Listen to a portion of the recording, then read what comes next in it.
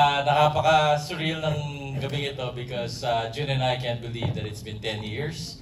And I was asked this question earlier, how does it feel? Sabi ko, it's strange kasi you kind of work from one project to another. Go through the challenges, di ba? Get driven by passion. And next thing you know, you wake up, 10 years has passed and 35 films have been produced. So congratulations sa lahat na naging part ng 35 films na yun. And thank you very much sa Tiwala.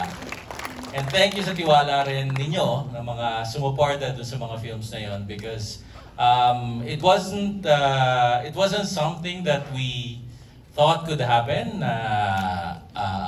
You know, a dream of setting up a company that's driven by creatives that has stories at its core would survive this long and thrive and be able to reach far beyond the shores rin ng country natin.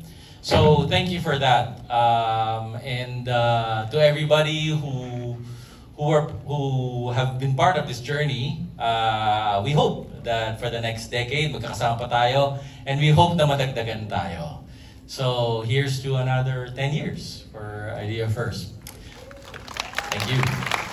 Meanwhile, we've got this film festival, so please do join us this weekend from tonight, tomorrow, and on Sunday.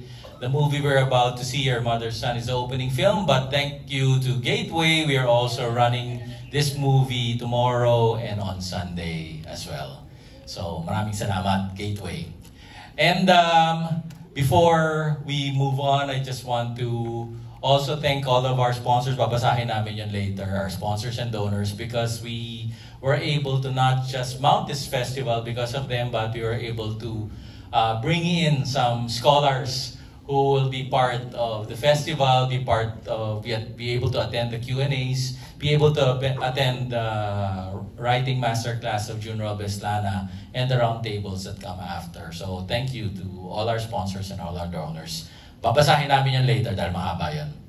Anyway, now for Your Mother's Son. It's the latest film by acclaimed director, of course, June Robles Lana, and his longtime collaborator, I'd like to call, kahit tayo lang, Elmer Gatchalian, who wrote the script with him. I'm following something. This film was produced by the Idea First company with Quantum Films. Attorney Joji Alonso is here. Thank you very much, Attorney.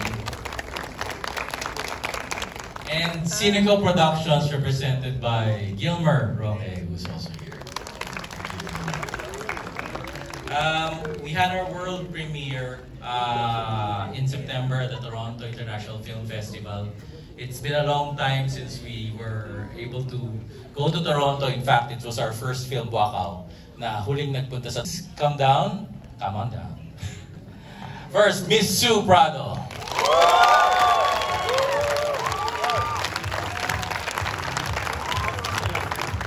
Miss Elora Españo. Mr. Mickey Jimenez. And Mr. Cocoy De Santos. And of course, our director, June Robles Lana.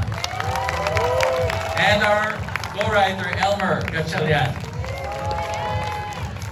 So, while we prepare, read muna tayo. Yes, Miss Sue first. Magandang gabi po sa inyong lahat, and thank you so much for being here, for making it here kahit na Friday sobrang traffic. So ayun po, sana po ma-enjoy nyo sa kung anumang paraan ng aming pelikula.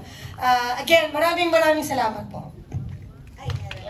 Again. So again, thank you so much for being here with us, and sana after this, spread good word for about us. So sana magkaroon pa tayo ng maraming screening. Pero yun. Yes. Hi, good evening to everyone. Maraming salamat po for being here. Taas. Pero yung salamat, sana mag-enjoy kayo. At the same time, sana bigyan nyo sa amin yung tagal din ng inantay namin from 2021 to see this on screen, big screen. Ayun, sana ma-enjoy nyo. Maraming salamat, guys. Yung pa ako, teka lang, nanginginig eh. Good evening po sa inyo lahat. Gaya na sinabi lang, enjoy lang po natin tong pelikula. At yung nanay ko nandyan, Ma! Good luck ha! Love you! Sa lahat ng mga friends ko, syempre nandito ngayon, maraming salamat, mahal ko kayo. Mga kalokis ko, Ma. Maraming salamat po sa pagpunta niyo. I truly appreciate your gift of presence at sana magustuhan ninyo yung ginawa namin, pinaghirapan namin.